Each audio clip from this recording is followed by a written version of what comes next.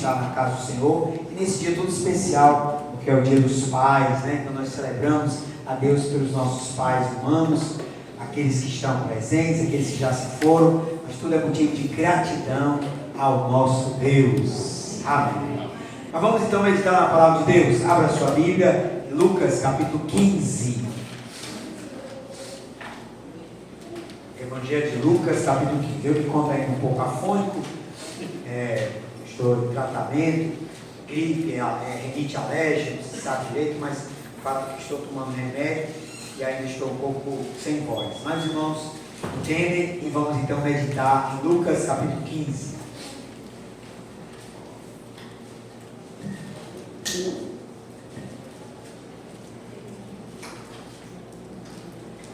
Todos encontraram, amém? Evangelho de Lucas, capítulo 15, a partir do versículo de número 11. Evangelho de Lucas, capítulo 15, versículo 11, diz assim a palavra de Deus. Continuou: certo homem tinha 2 filhos. O mais moço deles disse ao pai: Pai, dá-me a parte dos bens que me cabem, e ele lhes repartiu da vez. Passados não muitos dias, o filho mais moço, ajuntando tudo que era seu, partiu para uma terra distante e lá dissipou todos os seus bens, vivendo dissolutamente. Depois de ter consumido tudo, sobreveio àquele país uma grande fome, e ele começou a passar necessidade. Então ele foi e se agregou a um cidadão daquela terra, e este o mandou para os seus campos a guardar porcos. Ali desejava ele fartar-se das alfarrobas que os porcos comiam, mas ninguém lhe dava nada.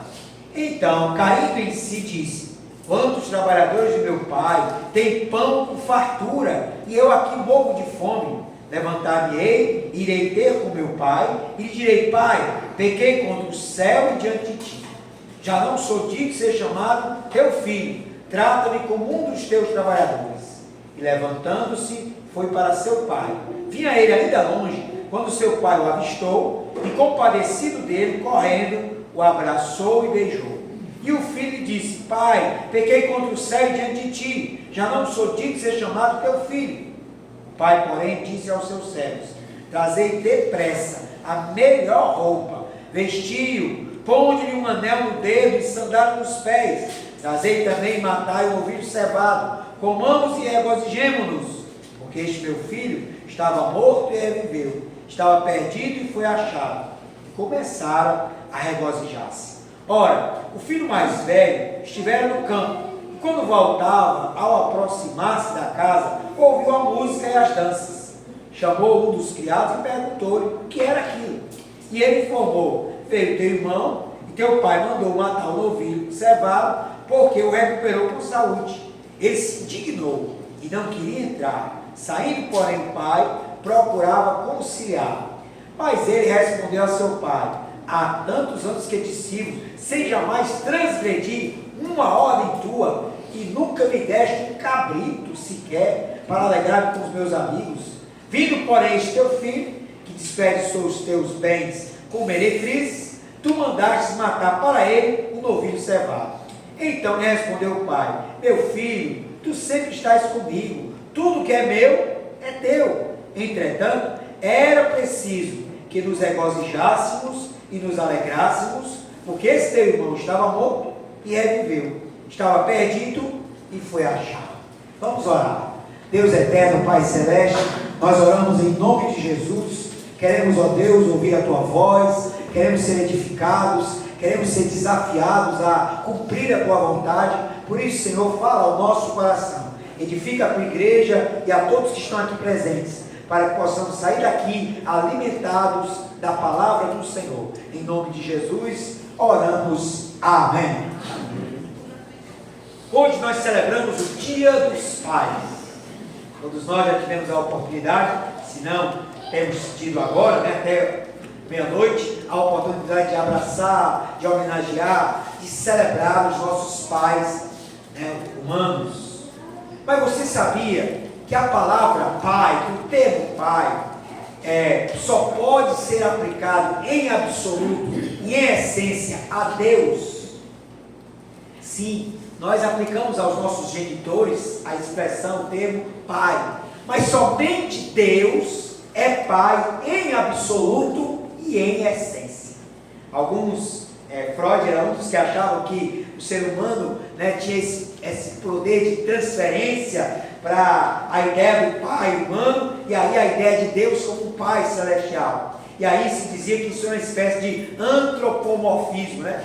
Dar a Deus uma característica humana, transferir para Deus uma característica humana. Mas é o contrário, é um teomorfismo, porque Deus é pai em absoluto e em essência. Nós, seres humanos, aqueles que são os nossos genitores, nós, seres humanos, somos pai, mas de maneira relativa, não absoluta e de forma essencial. Sim, porque nós humanos somos genitores, somos pais, que recebemos o dom da paternidade, nós também, né, temos um pai, nós também fomos gerados, nós também fomos criados, fomos gerados. Daí que nenhum ser humano é pai absoluto, porque sempre, se eu sou pai, eu tive também um pai. Se eu tenho um filho, mas aquele meu filho que pode ser pai, eu também fui pai dele. Então o ser humano sempre não é pai absoluto. Pai absoluto é Deus. Nós, seres humanos, além de termos pais, ou pai, nós também temos relações que não são só de relações paternais, mas são relações filiais. Ou seja, aquele que é pai também pode ter sido um irmão, pode ter irmãos, né? E aí ele não é pai em absoluto, ele não é pai em essência. Mas Deus é pai em absoluto e em essência. Isto porque Deus, na sua paternidade, resolveu criar a humanidade, resolveu criar os seres humanos, resolveu gerar a humanidade, e essa relação é uma relação única e absoluta. Deus é Pai em absoluto e Deus é Pai em essência. Daí, meus amados, é que esse texto, a parábola do filho pródigo, ela é conhecida como a parábola do filho pródigo, mas bem que poderia também se chamar a parábola do pai amoroso, porque ela não somente retrata a perdição, o distanciamento, né, deste filho que sai da casa do seu pai, mas essa parábola também muito bem poderia mostrar para nós, como de fato nós vamos ver, como há aqui a figura de um pai, que a Bíblia, que o próprio Jesus aqui descreve, e que representa a figura de Deus, representa na parábola a figura de Deus, que é um pai incrível, que é um pai fantástico, que é um pai amoroso, que é um pai cheio de misericórdia, que é um pai cheio de graça, que é um pai generoso. Daí nós podemos aprender com essa parábola, não somente a sermos pais, à semelhança de Deus, mas também podemos aprender com essa parábola a sermos seres humanos melhores, a sermos cristãos, a sermos seguidores de Jesus, porque essa parábola, e sobretudo os traços que ela nos traz acerca deste Pai, são traços que devem estar marcando a vida de todo seguidor de Jesus, de todo discípulo, de todo cristão, e em especial aqueles que são genitores, aqueles que têm o dom da paternidade, podem olhar para essa parábola e ver nos traços deste Pai amoroso, deste Pai misericordioso, traços que devem também marcar a nossa vida como pais, como mães, como homens e como mulheres. Amém? Mantenha sua Bíblia aberta então e veja comigo como aqui nessa parábola há traços marcantes deste Pai generoso, deste Pai amoroso, que deve marcar também a nossa vida, que são traços fundamentais para o viver humano, para o viver como homem e como mulher de Deus. Então, a partir do versículo 12, você encontra essa expressão aí. O mais moço deles disse ao pai: Pai, dá-me a parte dos bens que me cabem. E ele lhes repartiu os haveres. A primeira coisa que se destaca nessa parábola, nos traços deste pai, é o fato de que há aqui, nessa parábola, a descrição de um pai que ouve aos seus filhos. Nós temos que o filho mais moço pede ao pai a herança, Isso era um insulto, isso era algo impensável, porque o pai ainda estava vivo, mas este pai ainda vivo recebe esse pedido ousado, atrevido do filho mais moço. O pai lhe dá a parte dos bens que lhe cabem e ele lhe repartiu os haveres. A primeira questão, então, que se revela nesse texto é de que aqui há um pai que ouve todos os filhos. Ele ouve esse filho que de forma ousada, que de forma atrevida, ele pede a parte dos bens, a sua herança que lhe cabe, mesmo o pai ainda estando vivo, que era um insulto, que era um atrevimento, que era uma ousadia total. Mas esse pai não somente ouve esse filho mais moço, que está aí a pedir ousadamente, atrevidamente essa herança, mas é um pai que lá no final da parábola também está atento e está ouvindo o filho mais velho. Olha lá, diz o versículo de número 27, versículo de número 28. Ele se indignou e não queria entrar. Saindo, porém, o pai procurava conciliar. Então é este o pai que a parábola está descrevendo. Um pai que sabe ouvir o filho mais moço, que lhe pede de maneira atrevida, ousada, insultuosamente, que lhe dê a parte da herança que lhe cabe, mesmo o pai deixando vivo. Mas é um pai que também sabe ouvir o filho mais velho, que não quer entrar em casa porque está celebrando o retorno do seu irmão, e ele não chega nem a dizer que é irmão dele. Ele diz: olha, há tantos anos te sirvo, vindo porém esse teu filho, que desperdiçou os teus bens com meretrizes, tu mandaste matar para ele no novilho cevado. É um pai que ouve os filhos, é um pai que trata a todos com dignidade, é um pai que não faz distinção, é um pai que não tem preferência por um filho. Quantas famílias foram arrasadas, quantas brigas, quantas questões foram lançadas no meio familiar, porque os pais, os genitores, muitas vezes usaram de preferência por um filho, muitas vezes usaram de preferência e trataram de maneira parcial a vida familiar, tratando um filho com distinção, acima de um, acima de outro. Quantos lares foram destruídos porque houve parcialidade, porque houve distinção, porque houve acepção. E aqui esse texto está mostrando para nós que esse pai trata a todos de maneira indistinta. Ele ouve o mais novo, ele ouve o mais velho, ele sabe ouvir a todos. É um pai justo, é um pai que tem essa sensibilidade, que tem essa capacidade de ouvir a todos. Meus amados, nós aprendemos com isso que nós também, a Bíblia Sagrada diz que o homem seja tardio para falar, mas que esteja pronto para ouvir. Quantos de nós devemos, nas nossas relações, estar prontos para ouvir a todos? Quantos de nós devemos estar prontos a realmente praticar a arte da escutatória, como bem dizia o grande pensador, filósofo cristão Rubem Alves, a arte da escutatória. Nós precisamos saber escutar uns aos outros, nós precisamos saber escutar os nossos familiares, nós precisamos saber escutar os nossos líderes, nós precisamos saber escutar uns aos outros. Amém, igreja? Amém.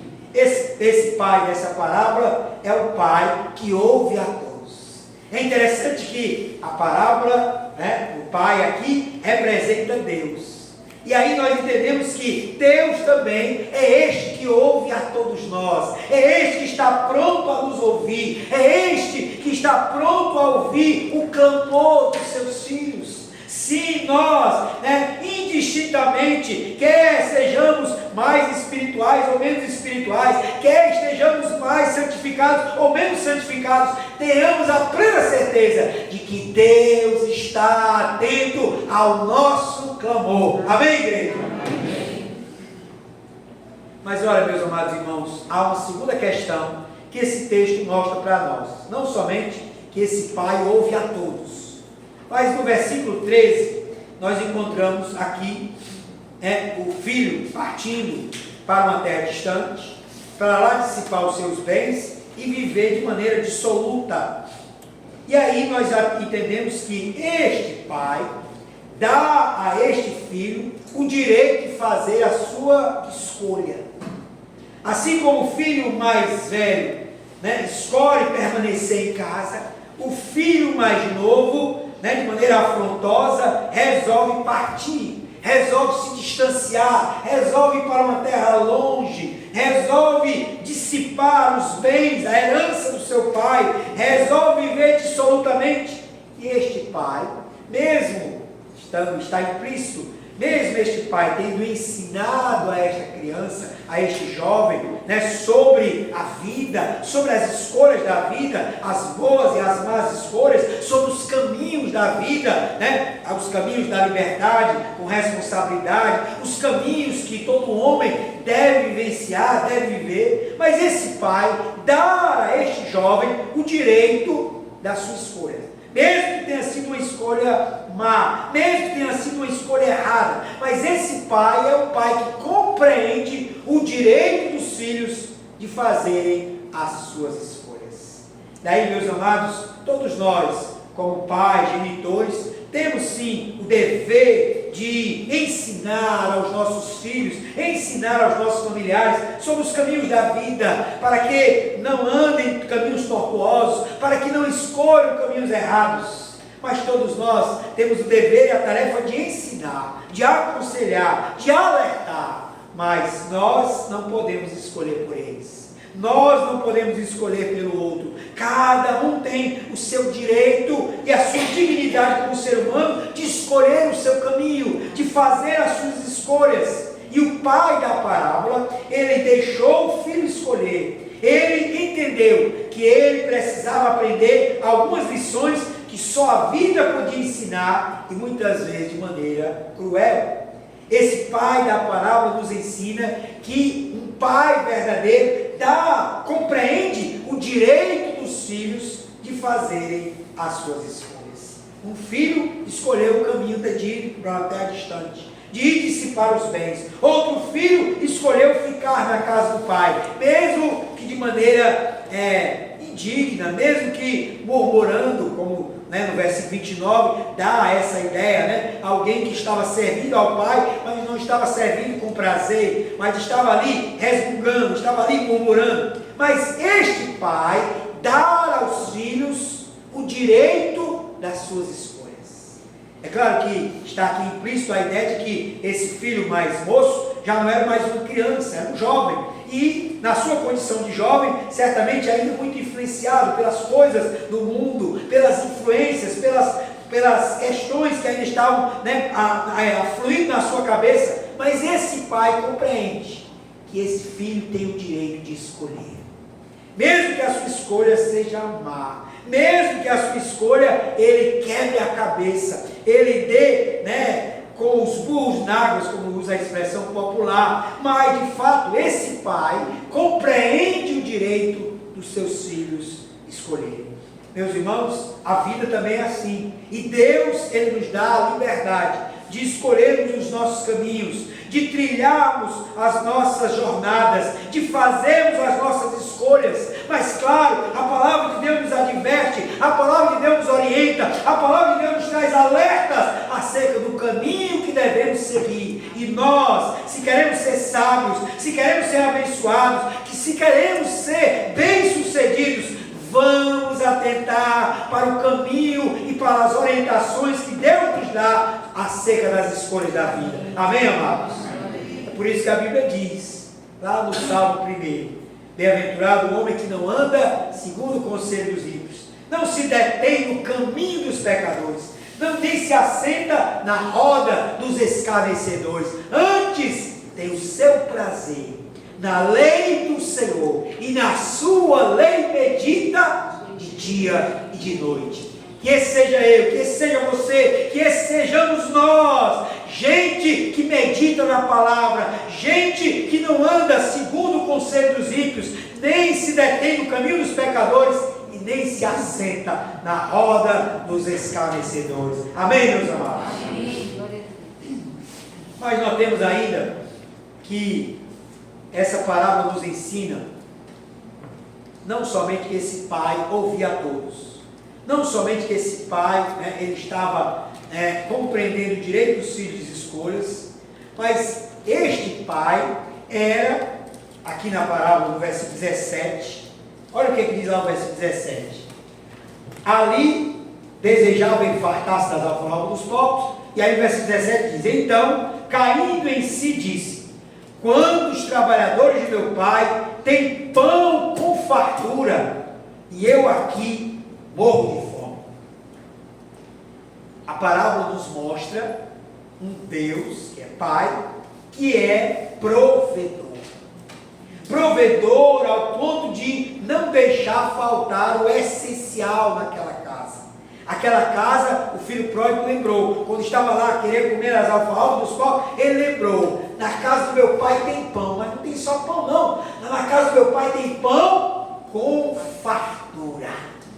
A ideia aqui é que esse pai da parábola era um pai generoso, era um pai provedor, ao ponto de fazer com que o essencial tivesse em abundância. O que é o essencial? O pão. O que é o essencial? O alimento cotidiano. Aquele jovem, quando estava lá querendo comer as alfarrobas dos povos, porque estava com fome, lembrou: olha, na casa do meu pai, né, eu tenho um pai que é provedor, eu tenho um pai que alimenta a família, que alimenta até os trabalhadores, porque lá tem pão, lá tem o essencial, e lá tem fartura.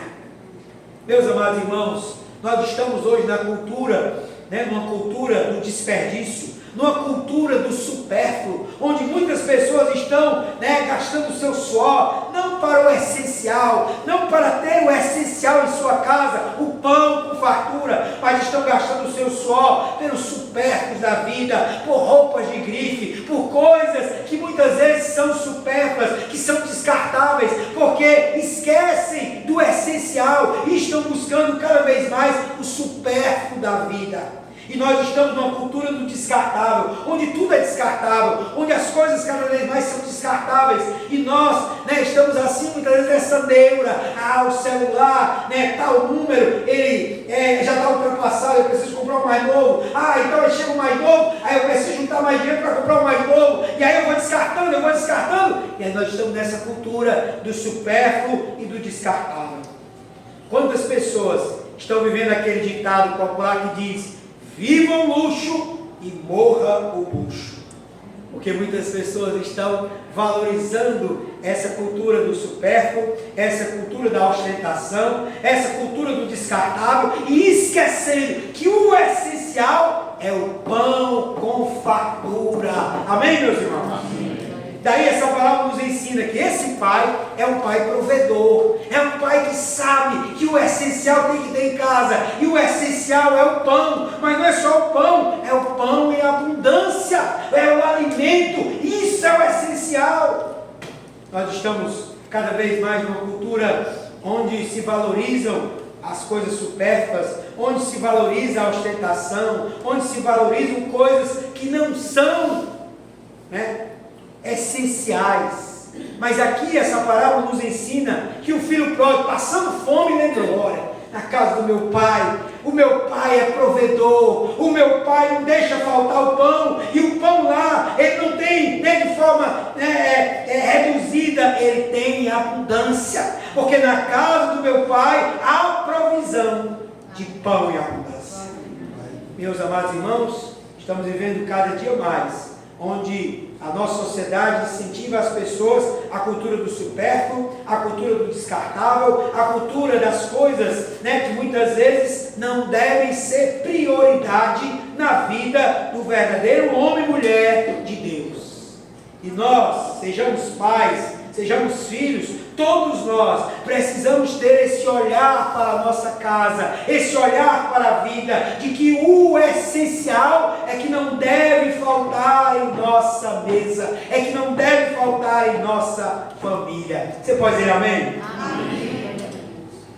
Mas eu entendo também que quando o filho pródigo usa essa expressão, a casa do meu pai tem pão com fartura, nós podemos também estar implícito aqui a ideia não somente que havia o pão físico, havia o pão físico feito de trigo e tal, né, havia um alimento essencial. Mas nós podemos também, né, por inferência, entender que a casa do filho pródigo tinha pão com fartura, no sentido de pão espiritual. Isso porque todos nós estamos lembrados daquela palavra de Jesus que diz: nem só de pão físico viverá o homem, mas de toda a palavra que procede da boca de Deus. Nós entendemos que essa casa aqui era uma casa típica de judeus. A mãe provavelmente já tinha falecido, mas era uma casa de judeus. E na casa de um verdadeiro judeu havia a nutrição espiritual.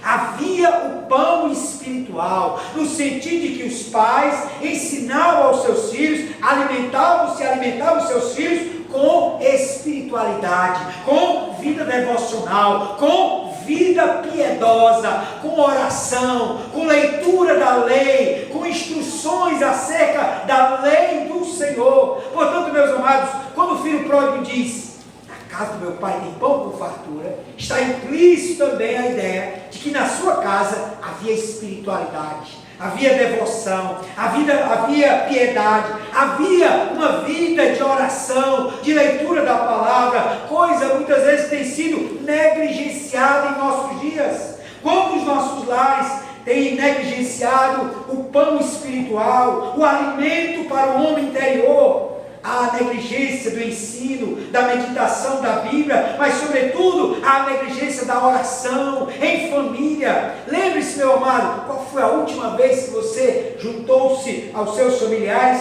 e juntos oraram, e juntos clamaram, e juntos leram a Bíblia, e juntos puderam cantar um cântico?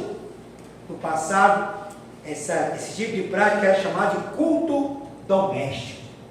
E o culto doméstico, desde a década de 80, quando eu me converti, se tornou algo assim, uma espécie de algo que deveria ser colocado no museu, porque muitas pessoas falam, né, do culto doméstico, saudosismo, né, e tal, mas é uma prática que anda rara no meio cristão. Mas nós, meus amados, precisamos sobretudo restaurar, recuperar a prática de uma vida devocional em família. Ore com seu esposo, ore com a sua esposa, ore com seus filhos pais, ore com seus filhos mãe, oremos juntos, busquemos a Deus juntos, seja na hora da refeição, do almoço, do jantar, do café da manhã, mas sobretudo, separe um dia, separe uma hora, separe um momento, quando você e seus familiares vão se juntar de joelhos ao pé da cama, orando ao Senhor, rogando a bênção do Senhor, porque a Bíblia diz: se o Senhor não edificar a casa, em vão trabalham os que edificam. Amém, amado? Mas vamos continuar, porque o texto ainda nos ensina algo ainda mais precioso. Esse texto nos ensinou que o pai é aquele que ouve os filhos, é aquele que dá o direito aos filhos das escolhas, é aquele que é o provedor do pão, seja ele físico, material, com fartura, bem como também o pão espiritual. Mas esse texto também nos ensina que esse pai era um pai esperançoso. Olhe lá o que é que diz o versículo de número 20. Diz assim: e levantando-se foi para seu pai, filho pródigo, né? Vinha ele ainda longe, quando seu pai o avistou, e compadecido dele, correndo, o abraçou e beijou. Meus amados, um pai que ficava na varanda, na janela, na porta, né, olhando todos os dias para ver se o seu filho voltaria, é um pai cheio de esperança. Era um pai que não perdeu a esperança, ao ponto de o texto sagrado diz que vinha ele ainda longe quando seu pai o avistou. O que é isso senão que o texto insinua para nós que este pai era um pai que diariamente olhava pela porta, pela janela, pela varanda da casa, pelo caminho, para ver se o seu filho estava retornando, ao ponto que no dia que ele retornou, ele estava ainda longe quando seu pai o avistou. Era um pai cheio de esperança. Era um pai rico de esperança. Era um pai que sabia que a semente que ele havia plantado naquele coração, um dia haveria de germinar, e um dia ele voltaria à casa do seu pai. Meus amados irmãos, nós devemos entender que a vida também, deve exigir de nós uma vida de esperança. Nada de pessimismo, nada de negativismo, nada de murmuração. Nós devemos ser nutridos de esperança em relação à vida, em relação aos nossos familiares, em relação aos nossos filhos, em relação àqueles que nos cercam. Por pior que sejam as circunstâncias presentes, por pior que sejam as dificuldades que a vida nos leva, meus amados, nós devemos estar plenamente convictos de que nós somos prisioneiros da esperança. Vamos ter esperança, vamos confiar em Deus, vamos buscar em Deus, porque um dia tudo se resolverá e Deus será glorificado. Amém, irmão?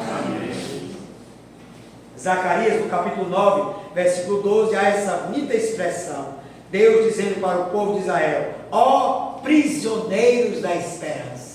Eu e você, meu amado, se somos crentes em Jesus, se confiamos em Deus, somos prisioneiros da esperança. Portanto, lancemos fora toda palavra negativa, toda murmuração, todo pessimismo. Vamos crer, vamos confiar, vamos esperançar. Como bem dizia também outro filósofo brasileiro, nós precisamos esperançar, ter esperança, confiar no Senhor e buscar em Deus com uma palavra positiva de que tudo irá se resolver, vai dar tudo certo, já deu tudo certo, em o nome de Jesus. Amém?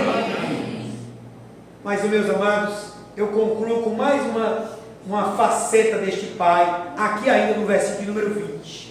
Diz o texto que vinha ele ainda longe, portanto era um pai que tinha esperança, quando seu pai o avistou e, compadecido dele, ou cheio de compaixão, correndo, o abraçou e beijou.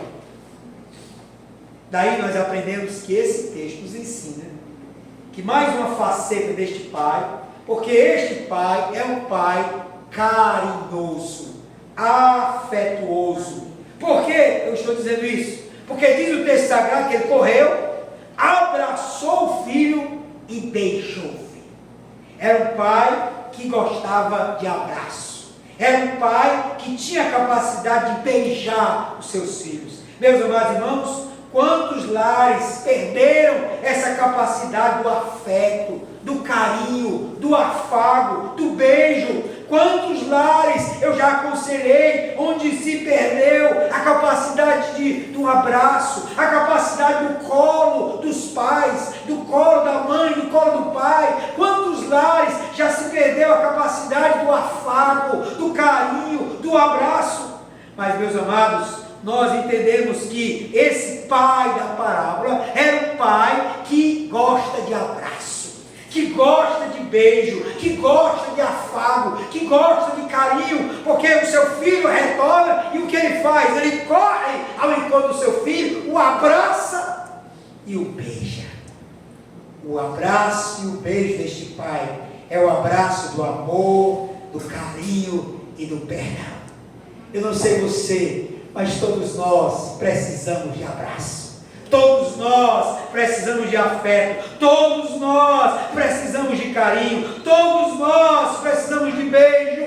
Que esse beijo, que esse carinho venha dos nossos pais, venha dos nossos familiares. Oh pai, atende para isso. Quando você não dá afeto aos seus, o mundo lá fora, o traficante, a prostituta, às vezes aquele que está traficando, vai dar alguma coisa para tentar suprir essa necessidade emocional, afetiva do seu filho, da sua filha. Portanto, meus amados, vamos nos encher de maneira abundante de carinho, de afeto, de afago, de beijo, porque todos nós precisamos disso. E esse pai da parábola, que representa Deus, mostra para nós o quão fundamental é para a vida que nós tenhamos abraços e beijos. Amém, amados? Amém.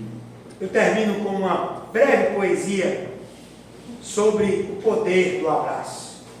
É impressionante o que um abraço pode fazer.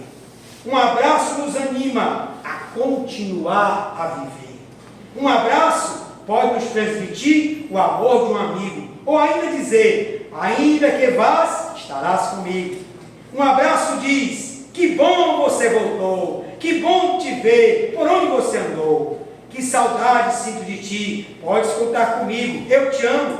Um abraço consola uma criança a chorar, é o arco-íris depois da chuva passar. Um abraço, meu amigo, pode crer que sem ele ninguém podia viver. Como são animadores os abraços, foi por isso que Deus nos deu os braços. Abraços são ótimos para os pais, mães e amigos. É um ato de amor entre irmãos e irmãs. E é bem capaz de certas tias favoritas. Gatinhos os imploram, cachorrinhos os adoram, e nem os chefes de estado os ignoram. Um abraço quebra a barreira da linguagem e compensa qualquer outra desvantagem. Não se preocupe em poupar. Quanto mais você der, mais você vai ganhar. Então, olhe para alguém ao seu lado e dê um abraço bem apertado. Amém? Amém. Vamos fazer isso agora? Olhe para alguém ao seu lado e dê um abraço bem apertado. Coisa boa! Abraça aí o irmão, abraça aí o amigo, abraça o visitante, abraça, em nome de Jesus. O abraço é fundamental para a vida. Nós estamos transmitindo com um abraço afeto, carinho, atenção, amor, acolhida, perdão, graça e misericórdia. Vamos orar em nome de Jesus. Pai, nós te damos graças, Senhor, pela tua palavra.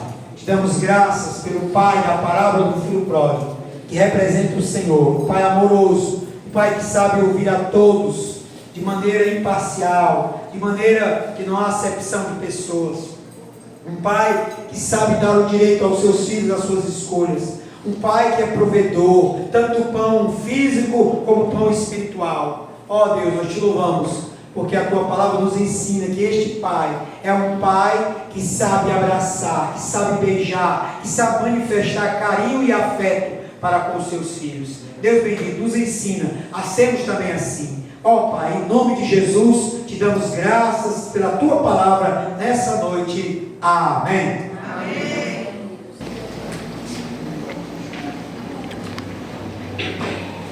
Papai, nome bondoso, que nos traz tanta alegria. Queremos com muito gozo saudar-te neste teu dia. Amém. Palavra bonita que ao papai eu quero dar. Amá-lo, sempre até a vida que findar. Paciência e muito amor, ele sempre precisa ter, para seus filhos guiar nos caminhos do Senhor.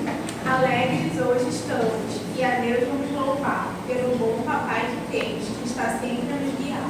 Inigualável papai, presente que Deus nos deu, que o papai celeste o abençoe neste dia que é teu. Feliz Dia dos Pais! Amém.